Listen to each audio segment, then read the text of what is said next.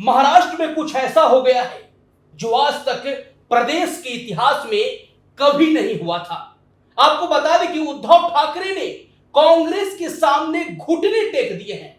जी हां, जिस तरीके से बाला साहब ठाकरे ने महाराष्ट्र में जो कुछ भी इज्जत कमाई थी, उस इज्जत को उद्धव ठाकरे ने पल भर में एक झटके में गंवा दिया है। ऐसा हम नहीं कह रहे हैं, ऐसा प्रदेश की जनता कह रही है। प्रदेश की जनता कह रहे हैं और साथ ही साथ शिव सैनिकों का भी कहना है कि उद्धव ठाकरे ने बाला साहेब ठाकरे की इज्जत को मिट्टी में मिला दिया और उद्धव ठाकरे कांग्रेस के सामने घुटने टेक दिए हैं। उद्धव ठाकरे कांग्रेस के सामने घुटने कैसे टेके, अंदर की खबर लेकर आए हैं। आप तो कहेंगे कि महाविकास अघाड़ी का सीट शेयरिंग का फॉर्मूला तय हो गया है, लेकिन हम अंदर की खबर बताएंगे। हमारे प्रधान संपादक सुनील राउत जी हैं, उनसे जानकारी प्राप्त करेंगे। सर, हमारे दर्शकों को बताइए, उद्धव ठाकरे कांग्रेस के सामने घुटने कैसे टेक दिए, ऐसा क्या हो गया?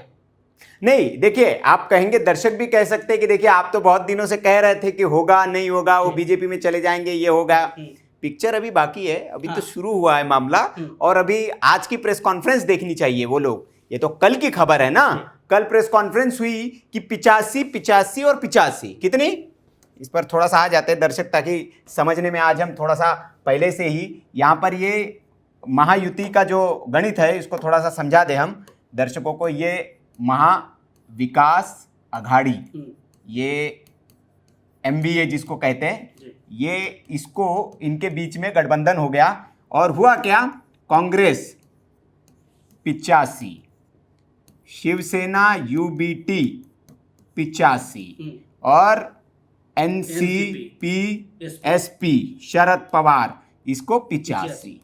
ये तीनों समान, मतलब जो लड़ाई चल रही थी उसने कहा कि कोई बड़ा भाई नहीं, कोई छोटा भाई नहीं, सब इक्वल, तीनों भाई हम एक बराबर रहते हैं, इसको चलेंगे। और जो बची 18 सीटें हैं इसको हम लोग, जो हमारा इंडिया गठबंधन है जिसको इंडी अलायंस कहा जाता है, इसमें आपस में बातचीत करके, जिसमें आप है, फिर समाजवादी पार्टी है, फिर आपका कुछ वामपंथी दल है, जो CPIM जो है, या और कृषक पार्टी जो है, जो भी इनके छोटे मोटे अलायंस है, ये कह रहे हैं इन सबको ये 18 सीटें जो है, इन 18 सीटों का हम इसमें वो कर देंगे। लेकिन सवाल है ना कि कांग्रेस, UBT और शिवसेना, NCP को तो समान सीट मिले हैं, तो फिर घुटने कैसे टेक दिए? यही तो बताना चाह रहा हूं मैं नीतीश अब आपको। बेसिकली देखिए, महाराष्ट्र का ये इतिहास रहा है। बाला साहेब ठाकरे के दर पर सब जाते थे, बाला साहेब ठाकरे किसी के दर पर नहीं जाते थे। और लेकिन जो उद्धव ठाकरे ने किया, ये जनता कह रही है, मैं नहीं कह रहा हूं, ये जनता का एनालिसिस है कि उद्धव ठाकरे ने मटिया मेट कर दिए सत्ता के लालच में। जो एक ठाकरे परिवार की विरासत थी, जो बाला साहेब की विरासत थी, उसको आपने धूमिल कर दिया है। आप कांग्रेस के दरवाजे पे जाके आपने नाक रगड़ा कि मुख्यमंत्री बना दो, मुख्यमंत्री बना दो, सीटें दे दो। दी तो क्या मिला आपको? 85 सीटें। ये आपकी हैसियत है महाराष्ट्र में, ये आपकी हैसियत है। 85 सीटें आपको मिलेगी, 85 सीटों पे आप लड़ेंगे। ये जनता कह रही है। और जनता क्यों कह रही है कि उद्धव ठाकरे ने घुटने टेक दिए, वो भी मैं आपको बताऊंगा, पूरा इतिहास समझाऊंगा दर्शकों को। लेकिन उससे पहले अभी भी मामला ठीक नहीं है। आज सुबह की प्रेस कॉन्फ्रेंस देखनी चाहिए। संजय राउत से सवाल यही पूछा गया पत्रकारों ने, क्योंकि महाराष्ट्र में सब चर्चा चल रही है कि उद्धव ठाकरे ने घुटने टेक दिए, घुटने टेक दिए। तो यही सवाल संजय राउत से प्रेस कॉन्फ्रेंस में पूछा गया। तो संजय राउत ने बोला कि अरे यार 85 है ना, सेंचुरी मारने में कितना टाइम लगता है। बोले अभी इधर ये वाले जो रन बचे हुए हैं ना, ये मारेंगे हम, सेंचुरी कर देंगे इसको। तो ये क्यों कहा संजय राउत ने कि इसको सेंचुरी कर देंगे हम? अब थोड़ा सा मैं आपको गणित समझाता हूं कि ये क्यों कहना पड़ा उनको। बेसिकली मामला ये है कि आपको शिवसेना का थोड़ा सा इतिहास देखना पड़ेगा। शिवसेना जब भारतीय जनता पार्टी के साथ थी या जो भी अलायंस में थी, शिवसेना कब कितनी सीटों पर लड़ी, ये भी तो देखना पड़ेगा ना भाई। आज 85 पर लड़ रही है, क्या इससे पहले ये इतनी ही सीटों पर कभी लड़ी है? मैं आपको बताऊंगा 1995 से। कब से? 1995 से। 1995 में जब महागठबंधन हुआ और पहली बार शिवसेना गठबंधन में लड़ी, तब 169 सीटों पर लड़ी थी शिवसेना। कितनी? 169 सीटों पर लड़ी थी। अब इसका आप डाउनफॉल देखिए शिवसेना का। और जीती कितनी थी? 73 सीटें जीती थी। कितनी? अच्छा, 1995 में क्या एनडीए के साथ? बिल्कुल, ये नेचुरल अलायंस शिवसेना का भारतीय जनता पार्टी के साथ ही रहा है। इसके पहले इन्होंने एक बार मुस्लिम लीग के साथ भी चुनाव लड़े, लेकिन वो छोटे चुनाव में गठबंधन था, जब म्युनिसिपैलिटी का, नगर पालिका का। लेकिन विधानसभा का जो भी चुनाव हुआ वो natural alliance Bharatiya Janata party, Janata Dal या जो राइट विंग वाला विचारधारा है उसी के साथ रहा है। तो ये 1995 में 169 सीटों पर लड़ी, 73 सीटें जीती। उसके बाद आप आ जाते जो 1999 में अगला चुनाव हुआ, इसमें भी गठबंधन में 161 सीटें मिली। बड़े भाई की भूमिका में हमेशा रही शिवसेना, और जीती इन्होंने 69 सीटें। फिर अगला चुनाव आ जाइए, अगला चुनाव 2004 में हुआ। इसके बाद 2004 के चुनाव में शिवसेना ने 163 सीटों पर चुनाव लड़ा और इसमें से जीती इन्होंने 62 सीटें। फिर आ जाइए 2009 का चुनाव। इसके बाद जो आता है 2009 के चुनाव में इन्होंने 160 सीटों पर चुनाव लड़ा और इसमें से जीती इन्होंने 45। आपका विजय भी घट रहा है तो फिर गठबंधन आपकी सीटें भी घटा देता है। फिर अगला चुनाव आया 2014 का, ये मोदी जी वाला चुनाव है। 2014 के चुनाव में आपने पूरे 286 सीटों पर अकेले चुनाव लड़ा था, ठीक है, और इसमें 63 सीटें पाई थी। फिर बाद में पोस्टपोल अलायंस हुआ था यहां पर, लेकिन इन्होंने 2014 में फिर इसके बाद आपने 2019 में आ जाइए आप। 2019 में आपने फिर गठबंधन में आप 124 सीटें आपको मिली। ये बीजेपी के साथ जब थे आप, 124 सीटें मिली, 63 आपने फिर जीती। गठबंधन में आके उतनी जीती, अकेली भी उतनी जीती। और फिर हम 2019 के चुनाव की बात करें, 56, माफ करिएगा, 2014 के बाद 2019 में आपने 56 सीटें जीती थी। इसको थोड़ा सा करेक्ट करना पड़ेगा हमको, ये 56 सीटें आपने जीती थी। यहाँ पर इसको थोड़ा सा हाईलाइट कर देता हूं मैं, ये आपने 56 सीटें जीती। ये पिछली बार का आंकड़ा है। यही फिर विभाजित होकर 40 चले गए शिंदे के साथ और 16 बच गए आपके साथ। तो ये यहाँ पे विभाजन का आंकड़ा हुआ। अब ये है शिवसेना का इतिहास। 1995 से लेकर 2019 तक लास्ट 124 सीटों पर आप लड़े हैं और अब आपको कितनी मिल रही है जी? 85 सीटें। ये शिवसेना के इतिहास की सबसे कम सीटें हैं और इसीलिए शिव सैनिक भी नाराज है। वो कह रहा है कि भाई साहब, जिस विदर्भ की सीटों को लेकर लड़ाई थी और जिस विदर्भ सीटों को लेकर कहा जा रहा थी कि इनके आगे इनको सीट नहीं देनी है, अभी जो लिस्ट आई है उस लिस्ट में 2 रामटेक एक और एक कोई सीट है उसी के आसपास की, 2 सीटों पर शिवसेना के उम्मीदवार वहां पर उतारे गए हैं। पूरे विदर्भ में सिर्फ 2 सीटें दी गई है। कांग्रेस पार्टी ने अपनी जिद जो है वो उद्धव ठाकरे से मनवा ली और विदर्भ में सीटें नहीं मिली। उद्धव ठाकरे को सिर्फ 2 सीटों पर आपको समझौता करना पड़ा।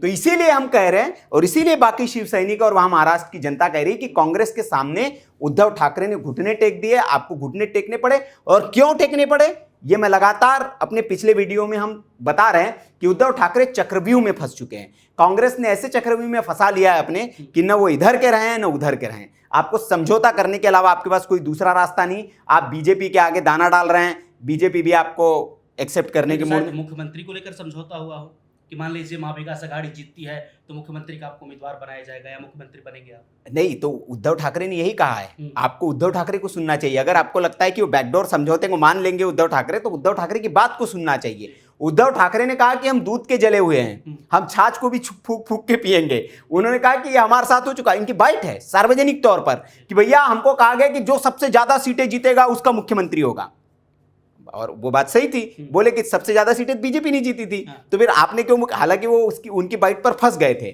बाद में वो बोल तो गए वो कि जी हमारी अंदर बात हुई कि जिसका सबसे ज्यादा सीट जीतेगी उसका मुख्यमंत्री होगा। तो सबसे ज्यादा बीजेपी की आई थी, बीजेपी की। तो आपने क्यों मांगा? तो उन्होंने कह दिया नहीं, शाह साहब ने हमसे कहा था। तो ये कह रहे कि कहने वाली बात पे अब यकीन नहीं करेंगे हम, पहले अनाउंस करिए। इसलिए उद्धव ठाकरे कह रहे कि पहले अनाउंस करिए आप, भले ही आपका आदमी आप अनाउंस कर दीजिए ताकि हमको क्लियरिटी तो हो जाए कि कौन बनेगा। आप पीछे मत कहिए कि नाना पटोले कह रहा है जी मैं बनूंगा मुख्यमंत्री, शरद पवार कह रहे नहीं हमारे जयंत पाटिल साहब नेतृत्व करने की क्षमता रखते हैं। तो उन्होंने कहा कि पहले बता दीजिए। और मैं अभी भी आपको बता रहा हूं, ये जो आपको दिख रहा है ये 85 सीटें, ये गठबंधन बन तो गया है नीतीश, लेकिन मैं आपको बताऊं कि चुनाव के बाद अगर महाविकास आघाड़ी सत्ता में आ भी जाती है, ये एमवीए वैसे अभी जो वहां का महाराष्ट्र का समीकरण जो बताया जा रहा है एमवीए के लिए बड़ी मुश्किल बताई जा रही है, लेकिन चूंकि शिंदे सरकार की जो लाडली बहन योजना है और बाकी योजनाएं उसकी खूब धूम चल रही है और उसकी वजह से वहां पर शिंदे सरकार का माहौल बना हुआ है। कुछ सर्वे भी आए हैं, अभी जो सर्वे आए हैं सर्वे में भी शिंदे सरकार को बढ़त दिख रही है और शिंदे सरकार की सीटें ज्यादा आती हुई दिख रही है। उधर राष्ट्रीय स्वयंसेवक संघ का भी अपने सर्वे आया है और राष्ट्रीय स्वयंसेवक संघ ने जिस तरह से हरियाणा में वो ग्राउंड पर काम कर रहा था, महाराष्ट्र में अभी से वो काम पर जुट चुका है और वो ग्राउंड लेवल पर काम कर रहा है। तो ये महाविकास आघाड़ी की सरकार अगर बन भी जाती है तो ये चलेगी, ये गठबंधन बना रहेगा, इस पर बहुत शंका है। लेकिन जिस तरीके से संजय राउत का बयान है कि हम शतक भी पूरा कर लेंगे, तो एक तरफ से क्या मैसेज देना चाह रहे हैं अपने गठबंधन के साथ? वो कह रहे हैं अभी भी दबाव, यही मैं कह रहा हूं कि ये दबाव वाला खेल अभी भी चल रहा है। आप एक मंच पर आकर भला ही एक दिखने की कोशिश कर रहे हैं नीतीश, लेकिन दबाव वाला खेल सब तरफ से चल रहा है। ये कह रहे हम शतक लगा लेंगे, कांग्रेस कह रही कि हम थोड़ा सा बढ़ा ले, अपने में बड़ा भाई बन जाए। तो ये वाला खेल अभी भी चल रहा है वहां, क्योंकि उन्होंने, हाँ वो संजय राउत का बयान है, ये मेरा बयान नहीं है, संजय राउत ने कहा है वो कि बोले कि अभी यार कुछ खत्म थोड़ी है, अभी तो 2 दिन और बचे हुए हैं, बातचीत चल रहा है अभी तो बोले बातचीत चल रहा है, अभी ये फाइनल थोड़ी है। उन्होंने कहा कि हमने जो सीट लिस्ट जारी कर दी उसमें बहुत करेक्शन है। लेकिन महायुति में भी सीट बंटवारे को लेकर कुछ ठीक नहीं है। बीते दिनों एकनाथ शिंदे और देवेंद्र फडणवीस दिल्ली दरबार, बिल्कुल वहां की भी खबर मैं बता देता हूं। वो बेसिकली खबर यह है कि जो मुंबई रीजन की सीटें हैं, उस मुंबई रीजन की सीटों पर भारतीय जनता पार्टी ने जो अपनी सूची जारी की है उसमें उन्होंने कुछ उम्मीदवारों का ऐलान कर दिया है। अब जो शिंदे गुट के जो शिव सैनिक है वो उसको लेकर नाराज हो गए। उन्होंने कहा मुंबई का जो गढ़ है, बेसिकली ठाणे मुंबई, ये शिवसेना का गढ़ है। ये शिव सैनिक दावा करते हैं कि हमारा गढ़ है और इस हमारे गढ़ में भारतीय जनता पार्टी को कैसे हम टिकट दे दें। तो उसी को लेकर कुछ उहापोह की स्थिति थी, उसी को लेकर कुछ उनके अंदर खटपट चल रही थी। एकनाथ शिंदे ने, खबर तो यहां तक थी कि एकनाथ शिंदे ने कह दिया कि मैं प्रचार भी नहीं करूंगा भाई, अगर इस सीट पर मामला है तो इस सीट पर मैं प्रचार नहीं कर पाऊंगा कि मेरे शिव सैनिक नाराज है।